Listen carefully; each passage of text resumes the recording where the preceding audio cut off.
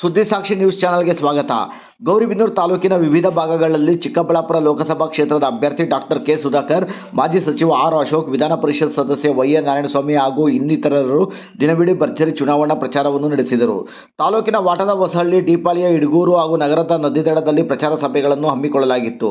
ಪ್ರಚಾರ ಸಭೆಗಳಲ್ಲಿ ಸಾವಿರಾರು ಮಂದಿ ಜನರು ಪಾಲ್ಗೊಂಡು ಬಿಜೆಪಿ ಅಭ್ಯರ್ಥಿ ಡಾಕ್ಟರ್ ಕೆ ಸುಧಾಕರ್ ಅವರಿಗೆ ಸಂಪೂರ್ಣ ಬೆಂಬಲವನ್ನು ಸೂಚಿಸಿದರು. ಪ್ರಚಾರ ಸಭೆಯಲ್ಲಿ ವಿರೋಧ ಪಕ್ಷದ ನಾಯಕ ಆರ್ ಅಶೋಕ್ ಅವರು ಮಾತನಾಡುತ್ತಾ, ಕಾಂಗ್ರೆಸ್ ಸರ್ಕಾರದ ಆಡಳಿತ ಸಂಪೂರ್ಣವಾಗಿ ಕುಸಿದು ಬಿದ್ದಿದೆ.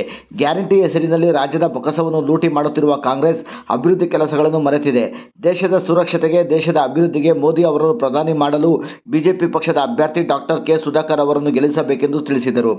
ಪ್ರಚಾರ ಸಭೆಯಲ್ಲಿ ಮುಖಂಡರಾದ Ravinarayana Reddy, CR Narasimhamurthy, doctor H S Shashidhar, Ramesh Rao, Jayanna, market Mohan, Madhusudan Reddy, Kodlirappa ಹಾಗೂ ಇನ್ನಿತರರು ಪಾಲ್ಗೊಂಡಿದ್ದರು.